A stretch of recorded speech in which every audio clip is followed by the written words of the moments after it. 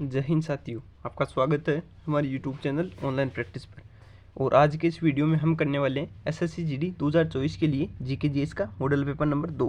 Model paper number 1 कल मैंने आपको करवा दिया है। अगर आपने पहले वो नहीं देखा है, चैनल पे जाकर पहले वो देख लेना, वो भी इम्पोर्टेंट है। मॉडल पेपर की सीरीज से जुड़ने के लिए चैनल को सब्सक्राइब कर लेना, ताकि जब भी मैं मॉडल पेपर का नया वीडियो बनाऊँ वो आप तक पहुँच सके। ये मॉडल पेपर आपके जब तक एग्जाम नहीं हो जाता तब तक ये सीरीज चलेगी। वीडियो में एंड तक बने रहना, क्योंकि वीडियो में हर तरह के क्वेश्चन रखे गए जैसे आपके एग्जाम में पूछे जा रहे हैं। हिस्ट्री, पॉलिटी, ज्योग्राफी, हर तरीके से क्वेश्चन रखे गए हैं, तो वीडियो आपके लिए ज़रूर इंपॉर्टेंट होगा। तो चलिए आज की वीडियो को शुरू करते हैं। और साथ ही बता देता हूँ, अगर आपको इस वीडियो की पीडीएफ चाहिए तो वीडियो के डिस्क्रिप्शन में जाकर वहाँ से टेलीग्राम चैनल का लिंक ज्वाइन कर लेना, वहाँ पर मैं आपको उसकी पीडीएफ प्रोवाइड कर दूँगा। तो चलिए आज की वीडियो को शुरू करते हैं। आज की वीडियो का आपका पहला क्वेश्चन है, निम्न में से कौन सी रेखा भारत को दो बराबर भागों में बांटती है? तो उसका आपके आंसर हो जाएगा ऑप्शन ए कर्क रेखा। कर्क रेखा भारत को बराबर दो भागों में बांटती है। इंपॉर्टेंट क्वेश्चन बता, कर्क रेखा से कर्क रेखा भारत के कितने राज्यों से होकर गुजरती है? तो कर्क रेखा भारत के 8 राज्यों से होकर गुजरती है। ये क्वेश्चन भी इंपॉर्टेंट है, पूछा गया है। अगला क्वेश्चन देख लेते हैं, करंट का क्वेश्चन है, आईसीसी मेंस वर्ल्ड कप 2023 में सबसे ज़्यादा रन किस खिलाड़ी ने बनाए हैं? तो इसका आपके आंसर हो जाएगा option B, ICC men's world cup 2023 में सबसे ज़्यादा रन विराट कोहली ने बनाए। और इस बार जो आईसीसी मेंस वर्ल्ड कप 2023 हुआ था, इसका खिताब किस टीम ने जीता है? तो ऑस्ट्रेलिया देश की टीम ने इसका खिताब जीता है। भारत इसमें दूसरे स्थान पर रहा था। अगला क्वेश्चन देख लेते हैं। अगला क्वेश्चन है क्वेश्चन नंबर 3, संपत्ति के अधिकार को मौलिक अधिकारों की सूची से कब हटाया गया है? तो उसका आपके आंसर हो जाएगा ऑप्शन ए 1978। 1978 में संपत्ति के अधिकार को मौलिक अधिकारों की सूची से हटा दिया गया। इंपॉर्टेंट क्वेश्चन बनता है, किस संविधान संशोधन के तहत संपत्ति के अधिकार को मौलिक अधिकारों की सूची से हटा दिया गया? तो 44वां संविधान संशोधन 1978, संविधान संशोधन याद रखना इंपॉर्टेंट है। 44वां संविधान संशोधन 1978 के तहत मौलिक अधिकारों को मूल अधिकारों की सूची से हटा दिया गया। जब मूल संविधान बना था तब उसमें 7 मौलिक अधिकार थे, लेकिन वर्तमान में 6 ही मौलिक अधिकार रह गए। तो इंपॉर्टेंट है, पूछा जा सकता है वर्तमान में मौलिक अधिकारों की संख्या भी कितनी है। अगला क्वेश्चन देख लेते हैं। अगला क्वेश्चन है क्वेश्चन नंबर 4, किस शासक के शासनकाल में नेपाल में बौद्ध धर्म का गमन हुआ था? इंपॉर्टेंट क्वेश्चन है, तो इसका आपके आंसर हो जाएगा ऑप्शन बी हिस्ट्री का, सम्राट अशोक। सम्राट अशोक के शासनकाल में नेपाल में बौद्ध धर्म का गमन हुआ था।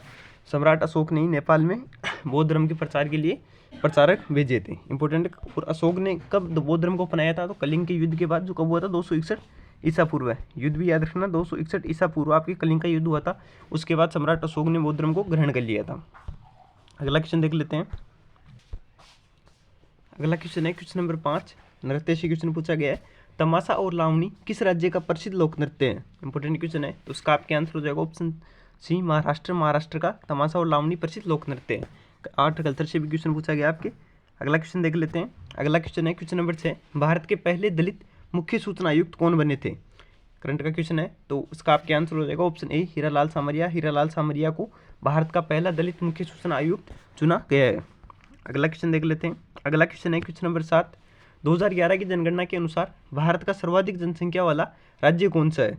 तो उसका आपके आंसर हो जाएगा ऑप्शन बी उत्तर प्रदेश। 2011 की जनगणना के अनुसार उत्तर प्रदेश भारत का सर्वाधिक जनसंख्या वाला राज्य है। ये क्वेश्चन इस प्रकार पूछ लिया जाए, अगर आपके 2011 की जनगणना के अनुसार क्षेत्रफल के हिसाब से भारत का सबसे बड़ा राज्य कौन सा है? तो क्षेत्रफल के हिसाब से भारत का सबसे बड़ा राज्य राजस्थान है। दूसरे स्थान पर आ जाता है आपके मध्य प्रदेश, वो भी याद रखना इंपॉर्टेंट है। लेकिन जनसंख्या के हिसाब से उत्तर प्रदेश पहले स्थान पर है। अगला क्वेश्चन है क्वेश्चन नंबर 8, अपनी प्रसार नीतियों के कारण भारत का नेपोलियन कहलाने वाला राजा था? तो उसका आपके आंसर हो जाएगा ऑप्शन ए समुद्रगुप्त, जो गुप्त वंश का शासक था। इसे अपनी प्रसार नीतियों के कारण इसे भारत का नेपोलियन कहा जाता है। इंपॉर्टेंट क्वेश्चन है। अगला क्वेश्चन देख लेते हैं।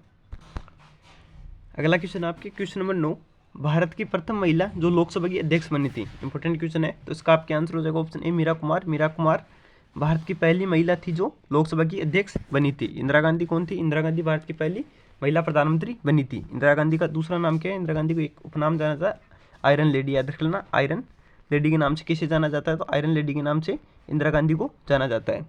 अगला क्वेश्चन देख लेते हैं। अगला क्वेश्चन है क्वेश्चन नंबर 10, मंदिर का क्वेश्चन है, मीनाक्षी मंदिर कहाँ स्थित है?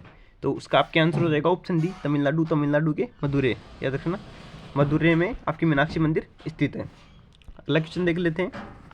अगला क्वेश्चन है क्वेश्चन नंबर 11, अंतर्राष्ट्रीय मुद्रा कोष यानी IMF का मुख्यालय कहाँ स्थित है? तो उसका आपके आंसर हो जाएगा option B Washington DC। Washington DC जो कि अमेरिका की राजधानी है, वहीं पर अंतर्राष्ट्रीय मुद्रा कोष यानी IMF का मुख्यालय स्थित है।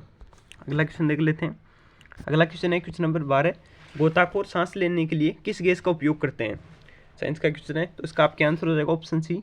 उपयुक्त दोनों ऑक्सीजन तथा हीलियम दोनों ही गैसों का यूज गोताखोरों के सांस लेने के लिए दोनों को मिश्रण का यूज किया जाता है। अगला क्वेश्चन देख लेते हैं। अगला क्वेश्चन है क्वेश्चन नंबर 13, भारत का सबसे बड़ा गुरुत्वीय बांध कौन सा है? तो उसका आपके आंसर हो जाएगा ऑप्शन बी, भाखड़ा बांध। भाखड़ा बांध भारत का सबसे बड़ा गुरुत्वीय बांध है। इंपॉर्टेंट क्वेश्चन बता देता हूँ आपको। अगर पूछा जाए भारत का सबसे ऊंचा बांध कौन सा है, तो इसका आपके आंसर हो जाता टिहरी बांध। अगर भारत का सबसे ऊंचा बांध पूछ लिया जाए तो टिहरी बांध। भारत का सबसे ऊंचा गुरुत्वीय बांध कौन सा है, तो वो आपके यहाँ पर सूर्य आएगा। भारत का सबसे ऊंचा, बड़ा नहीं आएगा, यहाँ पर आएगा ऊंचा। भारत का सबसे ऊंचा गुरुत्वीय बांध आपके भाखड़ा बांध हो जाएगा, जो किस नदी पर है, या आपके भागीरथी नदी पर है। सॉरी, भागीरथी नहीं, भागीरथी नदी पर तो आपका टिहरी बांध है। भाखड़ा बांध आपकी सतलज नदी पर है। कहाँ पर है? हिमाचल प्रदेश में ये बांध बना हुआ है। टिहरी बांध भागीरथी नदी पर, ये भारत का सबसे ऊंचा बांध है।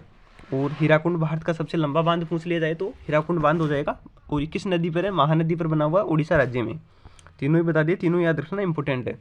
अगला क्वेश्चन है क्वेश्चन नंबर 14, हाल ही में कहाँ हैरिस पार्क का नाम बदलकर लिटिल इंडिया कर दिया गया है? तो उसका आपके आंसर हो जाएगा ऑप्शन ए, ऑस्ट्रेलिया। ऑस्ट्रेलिया में एक जगह है सिडनी, वहाँ पर एक पार्क था हैरिस पार्क, उसका नाम बदलकर अब लिटिल इंडिया कर दिया गया है। करंट अफेयर्स का इंपॉर्टेंट क्वेश्चन है, पूछा जा सकता है। अगला क्वेश्चन है क्वेश्चन नंबर 15, 2011 की जनगणना के अनुसार किस राज्य में महिला साक्षरता दर सर्वाधिक थी? तो उसका आपके आंसर हो जाएगा ऑप्शन सी, महिला साक्षरता दर या पुरुष साक्षरता दर या ओवरऑल पुरुष साक्षरता दर पूछ ली जाए तो भी केरल राज्य में सर्वाधिक थी। और सबसे कम कहाँ पर थी? तो बिहार राज्य में साक्षरता दर सर्वाधिक कम थी, लेकिन बिहार से थी। अगर पूछा जाए किस राज्य का 2011 की जनगणना के अनुसार जनसंख्या घनत्व सर्वाधिक था, तो बिहार का जनसंख्या घनत्व सर्वाधिक था। अगला क्वेश्चन देख लेते हैं। अगला क्वेश्चन है क्वेश्चन नंबर 16, इंपॉर्टेंट क्वेश्चन है, इसकी ट्रिक बताने वाला हूँ आपको। 1 रुपये के नोट पर किसके हस्ताक्षर होते हैं? तो उसका आपके आंसर हो जाएगा ऑप्शन बी, वित्त सचिव। 1 रुपये के नोट पर वित्त सचिव के हस्ताक्षर होते हैं। अब एक ट्रिक बता देता हूँ। 1 रुपये के नोट पर तो आपके वित्त सचिव के हस्ताक्षर होते हैं। 2 रुपये या उससे ऊपर के जितने भी नोट है उन पर सभी पर आरबीआई के गवर्नर के हस्ताक्षर होते हैं। आरबीआई से इंपॉर्टेंट क्वेश्चन बनता है, वो बता देता हूँ। आरबीआई की स्थापना कब हुई थी? 1935 में आरबीआई की स्थापना हुई थी। ये क्वेश्चन इस बार आपकी दिल्ली पुलिस में पूछा गया है। आरबीआई का कमेंट बॉक्स में कमेंट करके बताना आरबीआई का मुख्यालय कहाँ स्थित है। अगला क्वेश्चन है क्वेश्चन नंबर 17, जीव मिल्खा का संबंध किस खेल से है? तो इसका आपके आंसर हो जाएगा ऑप्शन बी, गोल्फ। जीव मिल्खा का संबंध जीव मिल्खा का संबंध गोल्फ से है। अधिकतर बच्चे से गलत करते हैं, एथलीट नहीं है वो, मिल्खा सिंह थे, इनका नाम है जीव मिल्खा। इनका संबंध आपके गोल्फ से है। अगला क्वेश्चन देख लेते हैं। अगला क्वेश्चन है क्वेश्चन नंबर 18, अस्थायी लोकसभा अध्यक्ष जिसे बोला जाता है इंग्लिश में प्रोटेम स्पीकर की नियुक्ति कौन करता है? तो उसका आपके आंसर हो जाएगा ऑप्शन बी, राष्ट्रपति। भारत का राष्ट्रपति अस्थायी लोकसभा अध्यक्ष यानी प्रोटेम स्पीकर की नियुक्ति करता है। प्रोटेम स्पीकर कब बनता है? जब लोकसभा अध्यक्ष का चुनाव नहीं किया जाता है तो उसके लिए कुछ दिनों के लिए लोकसभा का अध्यक्ष बनाया जाता है प्रोटेम स्पीकर को अस्थायी अध्यक्ष के तौर पर। अगला क्वेश्चन देख लेते हैं। हिस्ट्री का इंपॉर्टेंट क्वेश्चन है, कुतुब मीनार की नींव किसने रखी थी? तो उसका आपके आंसर हो जाएगा ऑप्शन ए, कुतुबुद्दीन ऐबक। कुतुबुद्दीन ऐबक जो गुलाम वंश का शासक था, इसने कुतुब मीनार की नींव रखी थी। कुतुब मीनार से बनने वाले इंपॉर्टेंट क्वेश्चन बता देता हूँ आपको। कुतुब मीनार की नींव तो कुतुबुद्दीन ऐबक ने रखी थी।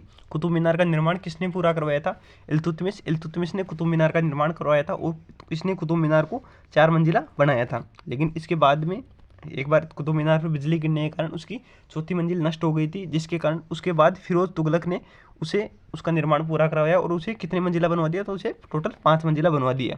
तो तीनों क्वेश्चन बता दिए। एक बार क्वेश्चन पूछा गया था आपको, फिरोज तुगलक वाला क्वेश्चन पूछा हुआ है कि कुतुब मीनार पर बिजली गिरने के बाद उसका निर्माण किसने पूरा करवाया था? तो फिरोज तुगलक ने बिजली गिरने के बाद कुतुब मीनार का निर्माण पूरा करवाया था। आज की वीडियो का आखिरी क्वेश्चन देख लेते हैं। सिंधु घाटी सभ्यता में जुते हुए खेत के साक्ष्य कहाँ से प्राप्त हुए थे? तो इसका आपके आंसर हो जाएगा ऑप्शन ए, कालीबंगा। नक्काशीदार ईंटें और जुते हुए खेत दोनों के साक्ष्य आपके कालीबंगा से प्राप्त हुए थे। और सिंधु घाटी सभ्यता की खोज कब हुई थी? तो 1921 में सिंधु घाटी सभ्यता की खोज हुई थी। किसने की थी? दयाराम साहनी ने इसकी खोज की थी। तो आज का मॉडल पेपर यहीं पर समाप्त होता है। अगर वीडियो अच्छा लगा तो वीडियो को लाइक शेयर सब्सक्राइब जरूर करना। साथ ही इस सीरीज से जुड़ने के लिए चैनल को सब्सक्राइब कर लेना, ताकि जब भी मैं नया वीडियो बनाऊँ वो आप तक पहुँच सके। पीडीएफ के लिए वीडियो के डिस्क्रिप्शन में जाकर वहाँ से टेलीग्राम चैनल का लिंक ज्वाइन कर लेना, वहाँ पर मैं आपको उसकी पीडीएफ प्रोवाइड कर दूँगा।